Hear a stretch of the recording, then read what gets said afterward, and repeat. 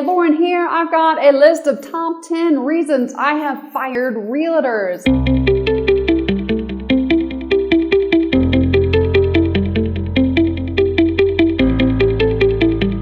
I am a licensed realtor in the state of Colorado.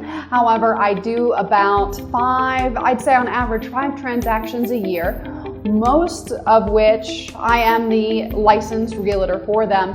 However, I also work in other states and other countries where I have to work with realtors, and I do several transactions a year. Now I probably do a little bit more than 5, but historically it averages out to about 5 transactions a year for the last decade or so. So I've worked with a lot of realtors, some better than others, and I will say the top 10% of realtors, they're rock stars. They should be called something else, just because they're in kind of a league of their own and can sometimes get a bad rap. But the top 10 reasons why I have fired an agent.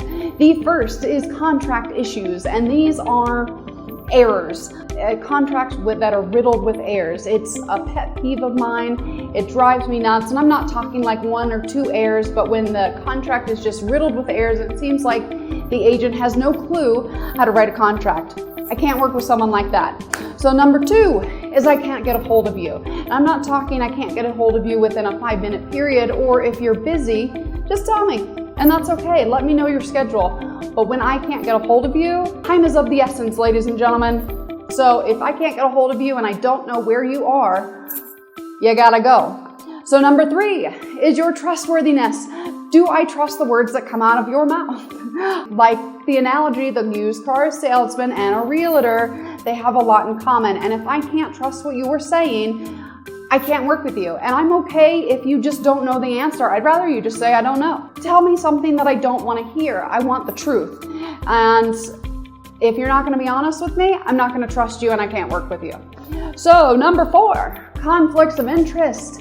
I am shocked at how many times I have to let a realtor go because they're riddled with conflicts of interest, whether it's a lender that they're super best friends with that I didn't end up hiring, or they are trying to, I don't know, sell their brother's sister's house, which maybe they're related, I don't know. You'd be surprised at the conflicts of interest that I have seen, and I can't work with you if you have a conflict of interest. Undisclosed conflicts of interest, can't work with you, sorry. Number 5, there we go, 5 already. A CMA, a competitive market analysis. If you can't give me a competent CMA, I can't work with you, because that just red flags everywhere. If you don't know the market and you can't give me that competitive market analysis and tell me how much a house should be priced per square foot and give me a pretty good ballpark, I can't work with you. That's like the real estate basics 101. Number 6, local knowledge. How's your local knowledge? That's one of the big reasons why I use you, is because I might not know the local knowledge. If you don't know the lay of the land,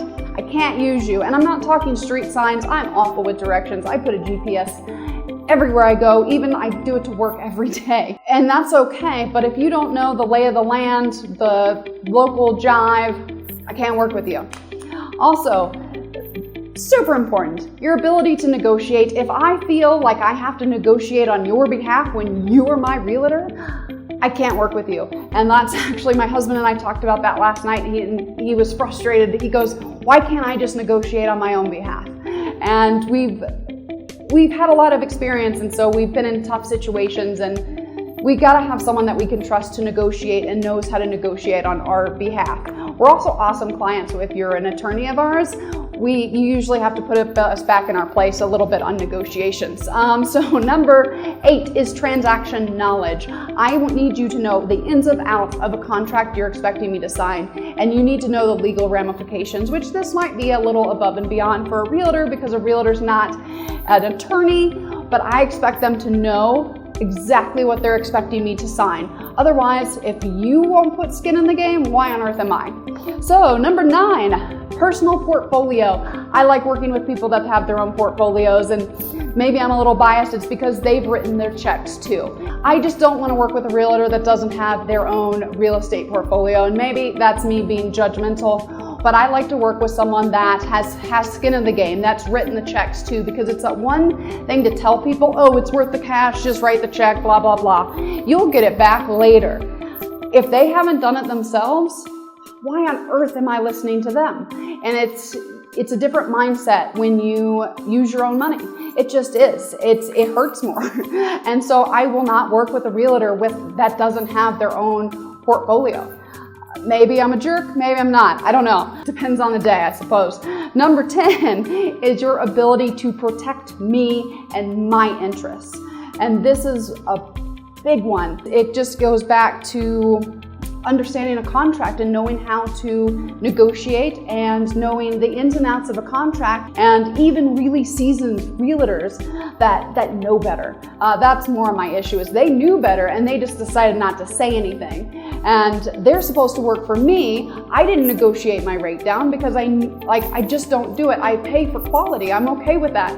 But I expect you to have my best interest and always protect me in that contract. Or if you can't, you need to tell me why. And don't try to trick me. That's not going to work. That's going to get you fired immediately. Maybe not immediately, because I'll probably think about it for 24 hours, and then if I still want to, I'm sorry. And it all comes down to trust. And as your realtor, when I am your realtor, I never do these top 10 things. And the thing is, I do make mistakes. I'm a human being, but I will solve them quickly and I'll admit it and I'll move on. But I also have 2 more bonus ones that I thought of because I couldn't just stick to 10 is I will only work with a broker. I don't want to work with sales agents. And it goes back to liability. In the state of Colorado, you have to be a broker now. And some states are going more toward the broker versus a sales agent or a sales rep. I won't work with them, and it's all down to liability. Number 12 on my top 10 list is availability. And let me know when you are available and when you're not. And if you're going to take a plethora of vacations over crunch time, because time is of the essence, you need to tell me that beforehand. Don't let me sign a contract and be like, oops, for the record, I'm going to be in South Africa the next 3 weeks. I had a realtor do this to me. Didn't even bother to tell me, actually. I contacted them and they told me they were in South Africa. And it's like, hello, time is of the essence here. That's a legal term, guys. So thank you guys for tuning in. I've got a lot of top 10s. I've got a lot of opinions, and I try to, not do any of the things I just talked about.